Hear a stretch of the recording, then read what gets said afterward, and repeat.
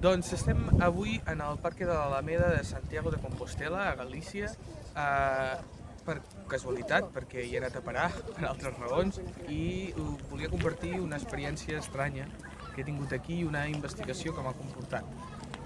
Aquí davant nostre, en aquest Parc de l'Alameda, tenim el monument a Rosalía de Castro, un monument molt bonic, en què podeu veure en aquell costat d'allà a l'escriptora, a la poeta, en un posat melancòlic i envoltada d'altres representacions de personatges de les seves obres, dels seus poemes, de les seves novel·les. Fins i tot podeu veure textos de les seves obres aquí. Aquest monument és un monument de l'any 1917 i al topar-m'hi amb ell he tingut la grata sorpresa de no només poder-lo apreciar, sinó que en un dels laterals, sorprenentment, hi havia aquesta peça que veieu aquí rodona, aquesta corona, que posa, ni més ni menys,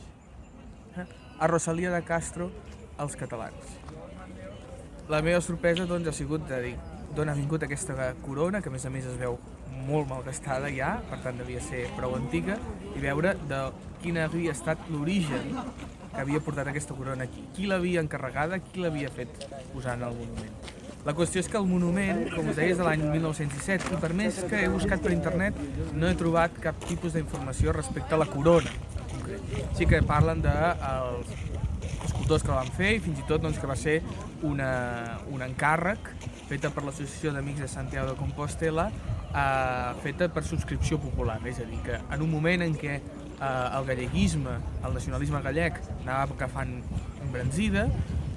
es va anar fent aquest monument a un dels personatges més emblemàtics de la literatura gallega. Això no és d'estranyar, igual que podem pensar en Catalunya que fem algun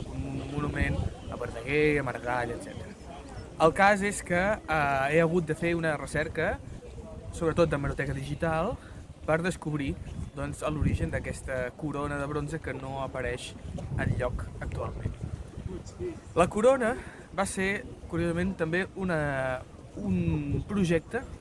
dut a terme per la Lliga Regionalista de Catalunya, que, com sabreu, era un partit polític d'aquell moment del nacionalisme català, dels més importants, encapçalat, dirigit per Francesc Cambó. Doncs sembla ser que al voltant de l'any 1916, quan encara no s'havia inaugurat el monument, però ja s'havia fet públic la seva construcció, des de Barcelona, un grup d'intel·lectuals de la Lliga, entre els quals hi havia Francesc Cambó, en un sopar van acollir a una sèrie de galleguistes, de nacionalistes gallecs, a Barcelona. I en aquell sopar, enduts per l'eufòria, van tenir la idea de, igual com els gallecs havien fet per subscripció popular aquest monument,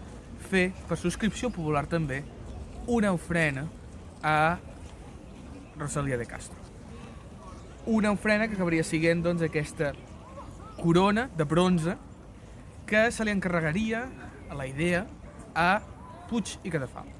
Per tant, aquesta obra, efectivament, és de Puig i Cadafalch, malgrat que no ho posi encara enlloc. Així consta en tota la premsa antiga, que em dona mil i una notícies, i, curiosament, la subscripció popular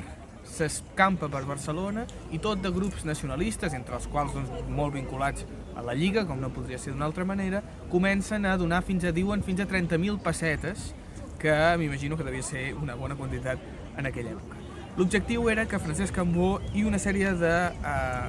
simpatitzants i membres de la Lliga Regionalista portessin aquesta ofrena fins a Santiago de Compostela en el moment de la inauguració o amb posterioritat. Vinguent com? Amb una caravana d'automòbils, diuen, en què vindrien aquí i farien una mena de setmana catalana a Santiago de Compostela. Tot això la premsa en deixa també molt de detall i ens explica que efectivament aquesta arribada es va dur a terme, però abans que arribés la corona a Santiago de Compostela. Estem parlant que el monument es va inaugurar a mitjans de l'any 17 i els catalans, en aquesta setmana catalana que es va celebrar a Santiago, arriben al desembre,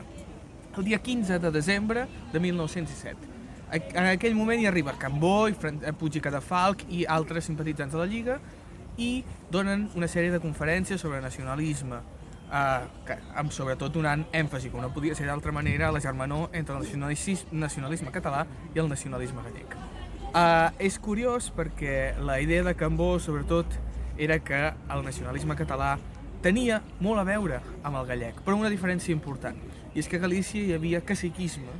i no hi havia una capital, una ciutat de l'envergadura de Barcelona. Això comportava un problema, en primer lloc perquè tota la gent que es veia assetjada per aquesta situació a Galícia havia d'emigrar, diu ell, a Madrid, i per tant s'emfatitzava el centralisme, i per altra banda això comportava que la gent que es quedava a Galícia tingués una situació ben, diguéssim, perjudicial per tots ells i per a la identitat pròpia de Galícia.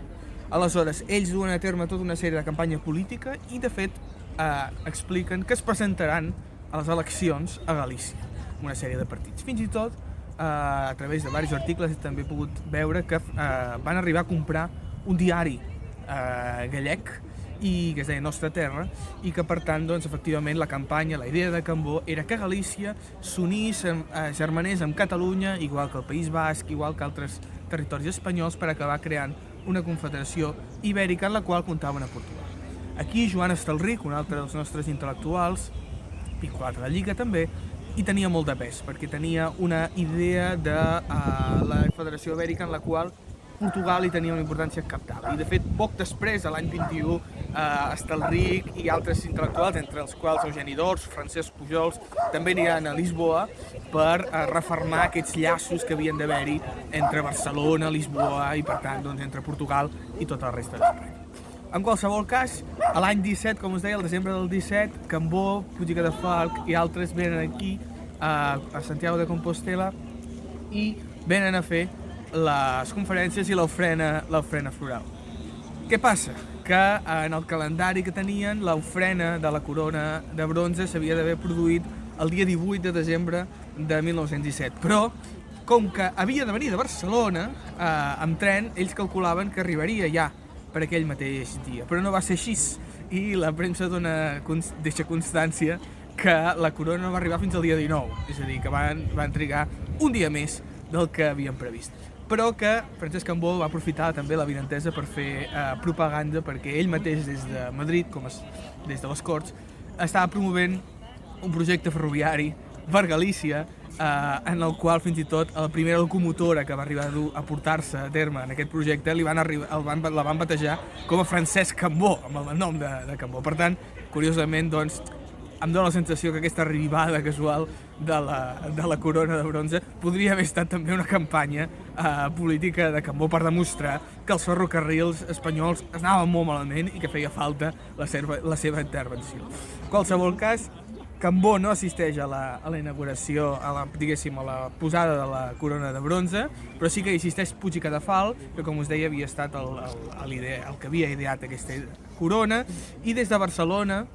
sabem que dies abans que arribés aquí a Santiago havia estat exposada en un aparador del carrer Ferran, i que fins i tot la revista Feminal de Barcelona doncs, deixa molta constància i en dedica tota una portada a parlar d'una foto magnífica d'aquesta corona i a parlar-ne. Per tant, en els cercles barcelonins intel·lectuals era coneguda i es va fer, efectivament, aquesta ofrena que avui podem veure encara en el monument a Santiago de Compostela. Aquest és un petit misteri doncs, que m'ha ocorregut